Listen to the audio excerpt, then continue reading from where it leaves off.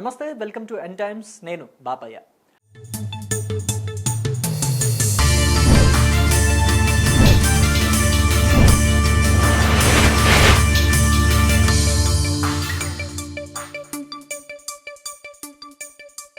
అత్త అల్లుడు అరెస్ట్కి ఆమోదం, పాపం రోజా అని చెప్పి ఈ వీడియోకి నేను ఒక టైటిల్ పెట్టాను.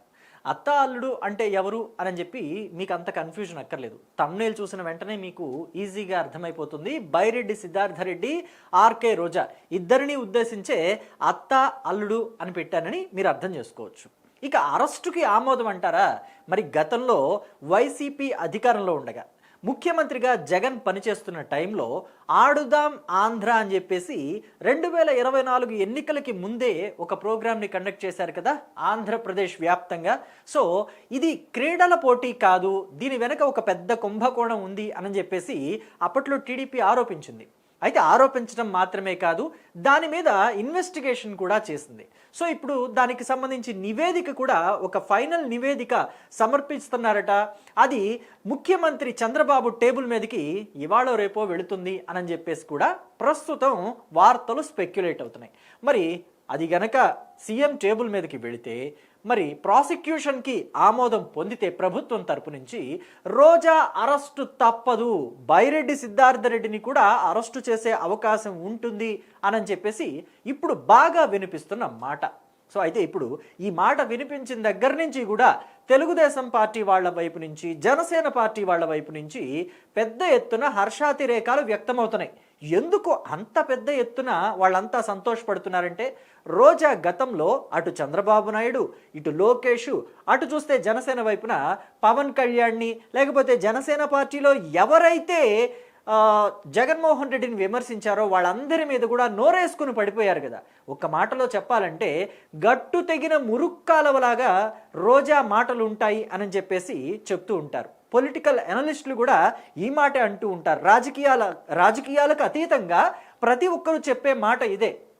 ఎందుకంటే రోజా మాట్లాడిన బూతులన్నీ కూడా ఇప్పటికీ మనకి సోషల్ మీడియాలో కావచ్చు, యూట్యూబ్లో కావచ్చు, ఇన్స్టాగ్రామ్ రీల్స్లో కావచ్చు, ఎక్కడ పడితే అక్కడ కనిపిస్తూనే ఉంటాయి. వాడెవడో డాష్ డాష్ అన్న, లచ్చలు లచ్చలు డాష్ అన్న అని చెప్పేసి రోజా మాట్లాడిన బూతుల పంచాంగం అంతా కూడా వినిపిస్తూనే ఉంటుంది. అలాగే నారా చంద్రబాబు నాయుడు సతీమణి భువనేశ్వరిని పట్టుకుని, నారా భువనేశ్వర్ ఎక్కడికి వెళ్ళింది, పాలు బితుకుతోందా అని చెప్పేసి ఆవిడ్ని, అంటే హెరిటేజ్ డైరీని నడుపుతున్నారు, హెరిటేజ్ సంస్థను నడుపుతున్నారు, పాలకి సంబంధించింది కాబట్టి పాలు పితుక్కుంటారు అని చెప్పేసి వెటకారంగా మాట్లాడటం. ఇక పవన్ కళ్యాణ్ అయితే తెలుగుదేశం పార్టీతో పొత్తు పెట్టుకున్నారని కళ్ళల్లో హెరిటేజ్ ఐస్ క్రీమ్ పెట్టుకున్నాడా, నోట్లో హెరిటేజ్ ఐస్ క్రీమ్ పెట్టుకున్నాడా అని చెప్పేసి మాట్లాడటం. అంటే ఎంత డబల్ మీనింగ్ డైలాగులు. డిగ్రేడ్ సినిమాల్లో కూడా ఇలాంటి డైలాగులు ఉంటాయా లేదా అనేది కూడా నాకు అనుమానంగా ఉంది. మీ అభిప్రాయాన్ని కూడా కమెంట్ బాక్స్లో చెప్పండి. మీరేమైనా చూసారా అలాంటి సినిమాల్లో ఇలాంటి డైలాగులు అని చెప్పేసి. సో కాబట్టి ఇంత దారుణమైన పదజాలాన్ని రాజకీయాల్లో వాడితే మరి ఆ పార్టీ శ్రేణులంతా కూడా ఆ పార్టీ అధినేత మీద రోజా లాంటి వాళ్ళు మాట్లాడిన మాటలకి మరి రోజా అరెస్ట్ అయితే వాళ్ళు ఆనందించరా? ఖచ్చితంగా సంతోషపడతారు. ఖచ్చితంగా వాళ్ళంతా సంబరాలు చేసుకుంటారు.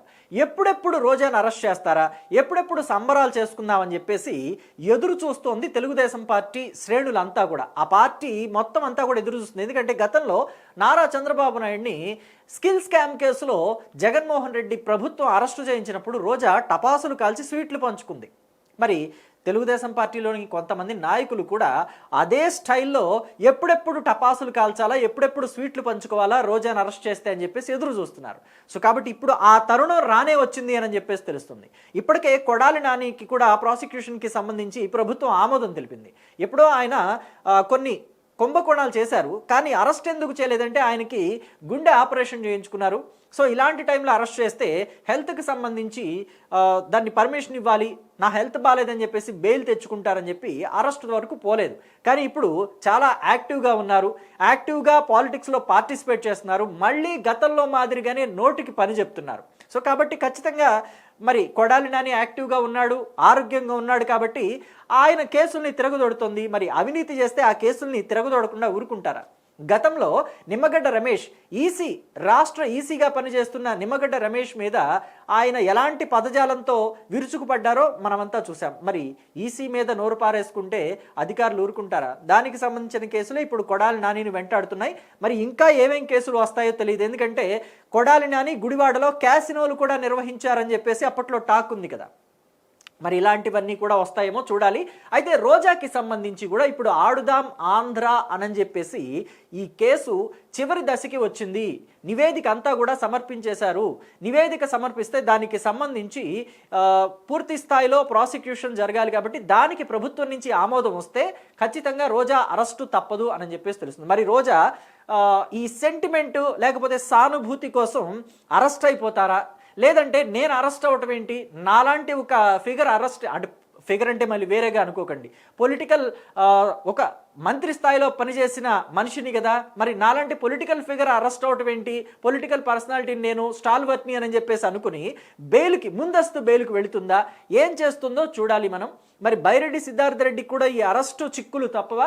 మరి ఎందుకంటే ఆయన శాప్ చైర్మన్గా ఉన్నారు కదా వైసీపీ హయాంలో, అత్త అల్లుడు అని ఆప్యాయంగా పిలుచుకున్నారు కదా, పిల్లనివ్వకపోయినా మరి పిలుచుకోవడానికైతే అల్లుడు అల్లుడు అని పిలుచుకుంది. కాబట్టి మరి ఈ ఆడుదాం ఆంధ్రాలో పాపం ఆయనకి కూడా అంటిందా అంటలేదా, ఎంతవరకు అంటింది, ఎవరెవరు ఎంత దోచుకున్నారు, దీంట్లో అధికారుల పాత్ర ఎంత ఉంది ఏంటి అనేది మొత్తం అంతా కూడా తేట తెల్లంగా ఆ నివేదికలో సమర్పించారట.